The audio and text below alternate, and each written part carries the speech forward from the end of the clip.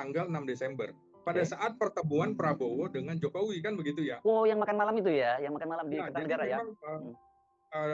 pada tanggal 6 Desember itu banyak momentum politik Mhm yang mhm. bisa kita gali. Barangkali Ya. begini, Bung Hetsu. Mhm Akan ada pada saat itu, saya duga mhm ada permintaan-permintaan dari Jokowi mhm kepada Prabowo misalnya untuk memberikan sebuah tempat, sebuah kewenangan mhm kepada Wakil Presiden Gibran misalnya. mhm mhm mhm. Misalnya ya, minta agar Gibran bisa diberikan tempat sebagai koordinator dari sejumlah menteri atau Mhm kementerian. mhm Nah, ini kan aneh karena pada saat Jokowi menjadi presiden dengan wakilnya Kiai Haji Maruf Amin, ini kan cuma seperti pajangan aja, Bung Hetsu mhm ya. mhm. Ban serep yang tidak pernah digunakan. Nah, seperti itu. Nah, jadi Jokowi sekarang ya kalau orang bilang sekarang kena tulah atau kena karmanya ya ketika jangan nuntut kalau anaknya juga diperlakukan seperti Maruf Amin gitu kan. Sama dengan ketika orang protes gitu pendukung Gibran protes kepada Marwara Sirait yang Mhm. dalam presentasinya hanya ada gambar Prabowo Subianto tanpa ada gambar Wapres Gibran. Mhm. Bukankah dalam beberapa kasus ketika menjelang lengser, spanduk baliho yang segede Alaihim itu, Bung Hetsu, Mhm mhm juga hanya gambarnya Jokowi tanpa ada gambarnya Maruf Amin. Di mhm. saat Jokowi juga akan lengser atau pada periode pertama, tidak ada juga gambar Mhm Yusuf Kala. mhm. Jadi semacam kultus individu bahwa sayalah yang paling bekerja keras, Mhm. bukan Ya wakil-wakil saya. Ya ya. sekarang juga seperti itu. Termasuk menurut saya, Bung Hersu, pada tanggal 6 Desember itu juga bersamaan dengan tidak lama pada saat PDIP mengumumkan bahwa Jokowi Ya beserta ya. Ya keluarganya ya. bukan lagi bagian dari PDIP. Kan Ya ya. seperti itu. Iya iya iya iya iya. Nah, menurut saya PDIP menghormati Jokowi sampai pada masa jabatan presidennya selesai, Mhm. supaya kemudian tidak terkesan Jokowi yang dizolimi oleh PDIP. Mhm mhm. Ini kan menarik juga menurut saya, Bung Hersu, menjelang Kongres PDIP pada 2025, tinggal beberapa bulan lagi, ada juga kemungkinan Jokowi ingin sekali Mmm. menguasai, menurut saya, Ya ya ya. menguasai PDIP, Bung Hersu. Mhm. Catatannya adalah dia tidak pernah mengembalikan kartu tanda anggotanya, Iya iya iya iya iya. termasuk anaknya dan juga menantunya. Kan Mhm seperti itu. mhm Maka dia bilang misalnya, kalau gitu partai perorangan. Partai perorangan kan mhm.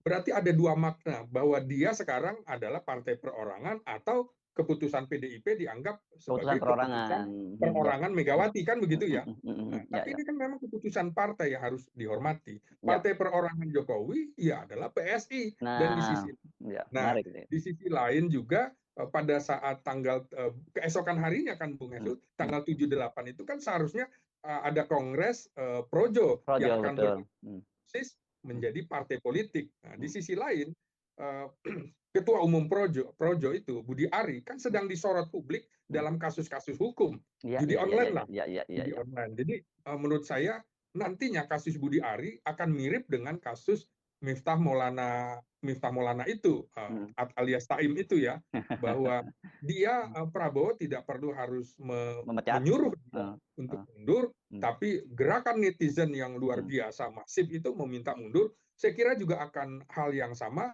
akan berlaku bagi Budi Ari, Bung Hersu. mhm Nah, mhm sindiran-sindiran Prabowo yang mhm mengatakan, menurut saya, mhm bahwa Miftah itu dia gentle mhm mhm. mengundurkan diri. Nah, Iya. kalau kita lihat, Bung Hersu, meminjam istilah atau kalimat dari Roy Suryo bahwa 99% Fufu Mhm Fafa itu mhm adalah mhm Gibran, mhm. saya kira itu lebih kejam daripada pernyataan Miftah terhadap penjual Betul. es teh gitu kan, Bung. Betul Jadi betul, ya. itu lebih ngeri, dan pesannya adalah lu mundur juga lah, kira-kira begitu ya. Ya ya Publik ya, juga. oke, seru seru seru Nah, seru, ya. nah, persoalannya memang Jokowi tidak pernah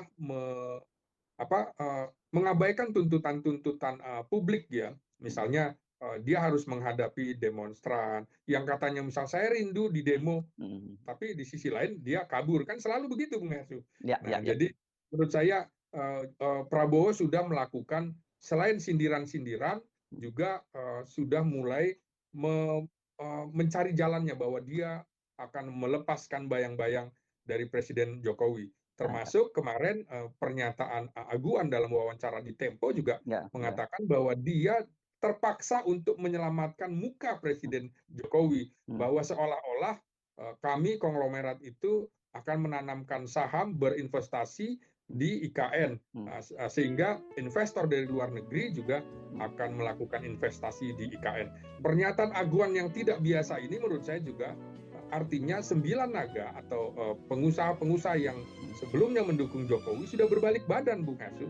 Jadi menjelang atau di tahun 2025 ini menurut saya Jokowi sudah berada di bibir jurang, karena misalnya ya di PDIP sudah tidak diterima, kemungkinan juga masuk di Golkar, resistensinya tinggi, betul ada proksinya Bahlil. Bahlil itu dengan kegagalan Golkar pada pilkada serentak ini, menurut saya juga tidak akan lama lagi nasibnya, kemungkinan dia juga akan digeser dalam Munaslup Golkar pada 2025. Resistensi Golkar tentu melihat track record Jokowi, bahwa partai yang membesarkannya dari seorang tukang mebel istilahnya, ya, menjadi wali kota, gubernur, dan juga sampai presiden 2 periode saja sudah dikhianati, maka wajar bagi PDIP mencapnya sebagai malin kundang politik. Apakah Golkar tidak melihat track record itu? Belum lagi menurut saya dalam catatan Golkar juga pernah di divide et impera atau politik belah bambu pada saat Abu Rizal Bakri menjadi ketua umum, kemudian ada ketua umum tandingan Agung Laksono. Nah, selain itu Jokowi juga menurut saya tidak pernah menjadi fungsionaris, Bung Hersu, pengurus partai politik tidak pernah. Gitu. Jadi tidak ada tempat menurut saya, belum ada pernyataan resmi dari Golkar untuk memberikan posisi jabatan apa yang akan diberikan kepada Jokowi, tidak ada.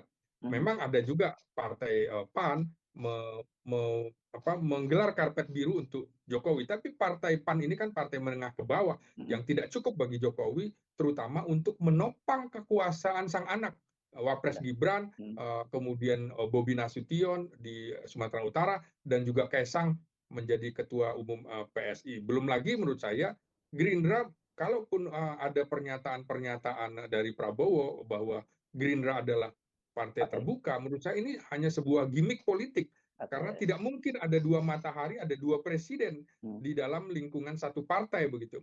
Celakanya memang Jokowi tidak praktis menjadi gelandangan politik karena tidak memiliki partai politik besar, Bung Hersu. Memang ada PSI ya, yang identik dengan partainya Jokowi. Kita ingat, Bung Hersu, pada saat pemilu Februari kemarin itu, kan begitu masif baliho, spanduk-spanduk bahwa PSI identik dengan Jokowi, dan ternyata tidak berhasil masuk parlemen. Jadi Jokowi mau masuk PSI juga malu, kemudian Projo gagal bermetamorfosis menjadi partai politik. Nah, disinilah menurut saya, Bung Hersu, pada pertemuan Jokowi dengan Prabowo 6 Desember itu, kemungkinan dalam tanda petik Jokowi sudah mulai mengemis-ngemis kepada Prabowo untuk meminta perlindungan, meminta tempat, dan lain-lain begitu, Bung Hersu.